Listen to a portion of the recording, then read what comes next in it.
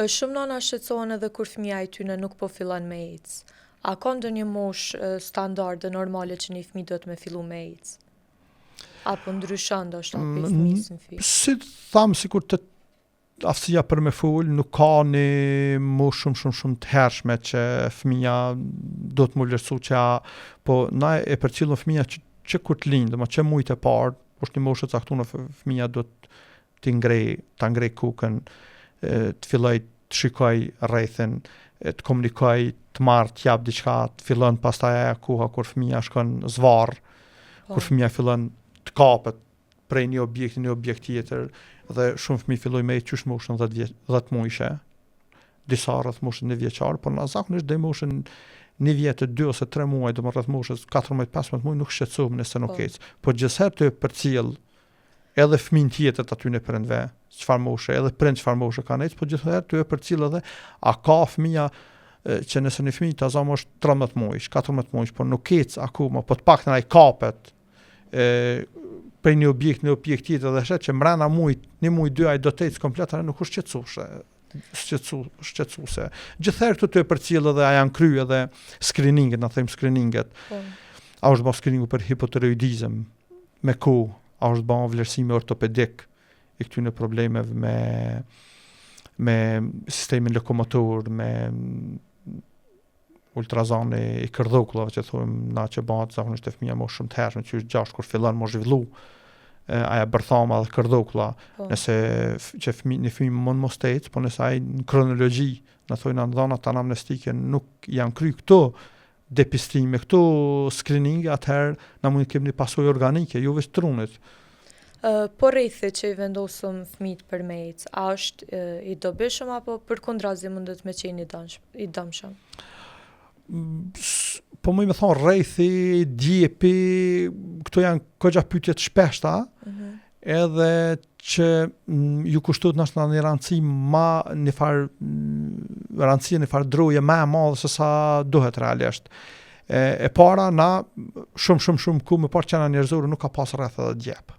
Do të me di që para arsit tonë herë shumë tazom qindra e mijëra vjet më herët. Ata nuk janë zhvillu me ecë në bazë të ndihmës së rrethit ose të djepit. Po e para nuk është e nevojshme. Për tazom të djepi, po filloj më herët për shkak se djepi përdoret më herët se rrethi. Djepi, nevoja për gjumë, nevojë organike dhe fiziologjike e qenies njerëzore, e çdo fëmie. Sa është rëndësishëm gjumë edhe orari i gjumit? Gjumi është zakonisht i rëndësishëm. Fëmia i përsa lindur, për shembull, do të flajë për 24 orëve ditë, 18-19 orë do t'i kalojë në gjumë. Pse?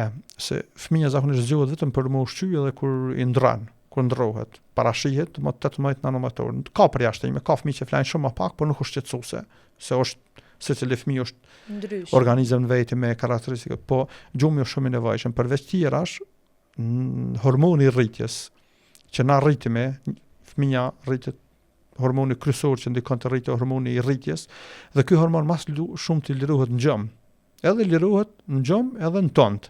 Fëmia që flan shumë mundohet ai hormoni rritjes lirohet edhe në ato periudha që nuk është negative. Edhe fëmia kur s'han, kem prind pshaj i adresojnë shqetësimet të tyre të një fëmijë 1 vjet, 1 muaj, 2 muaj, 3 muaj, jo s'po han, ose 2 vjeç po han pak. Nëse fëmia ka rrit gjatësinë, peshën, zhvillimin e përgjithshëm psikomotorik të mjaftueshëm për atë moshën, atë nuk më shqetësu pse s'han, ose pse s'han mjaftueshëm. Ai han mjaftueshëm për vete, po nuk han mjaftueshëm për mi kënaq prindet. Domethënë të shpesh i them prindve, ky preokupim i juve, jo i fëmisë, për arsye që edhe ky hormon i rritjes lirohet në tond. Kur bie sheqeri në gjak, untet e ul sheqerin në gjak. Rramja e sheqerit e shkakton kuptimin fiziologjik, lirimin e një hormonit të rritjes, edhe në gjumë lirohet hormoni i rritjes. Gjumi është i rëndësishëm jo për fëmijën. Shoqënia moderne von pej deficitit gjumit. Edhe te fëmia, një fëmijë nëse rrin telefon shumë, parashihet që për me bën një gjumë të mirë, edhe për me kalu shpejt çysh duhet në për fazat e gjumit, janë disa faza. Atëherë edhe fëmijë dhe rritet paktën 1 orë duhet jetë jashtë ekranit, qoftë televizor, qoftë telefonit. Ti nuk mundesh një fëmijë që i ke lënë telefonin 2 orë në dorë me një herë të vënash në gjumë, se është truni i tij shumë i stimuluar, shumë i ngacmon. prej ekranit që ai duhet me kalu një fazë qetësisë rreth 1 orë të paktën, pastaj me shkon gjumë. Deficiti i gjumit në shoqërinë moderne, jo vetëm të ne, është një problem shumë i madh që ka reperkusione shumë të mëdha në organizmin edhe në shëndetin e secili. Te të rritnit minimumi është 7 orë gjumi, optimumi tamam, se thojnë është 9 orë, te fëmija shumë varësisht për moshës, po fëmija ditë e para do të me flajt rreth 19 orë, tani 15 orë deri në moshën 1 vjeç, 2 vjeç, tani shkojnë të izolu, po fëmija deri në moshën 18 vjeçare do të mbi moshën 18 vjeçare minimumi 7-8 orë. Pak prap thash është kjo karakteristikë e veçantë. Gjumi ndikon që fëmija me ka ma vigjilent, me ka ma i kujdesshëm, me ka ma i përgatitur për me marrë informata, fizikisht në gjendje ma të mirë,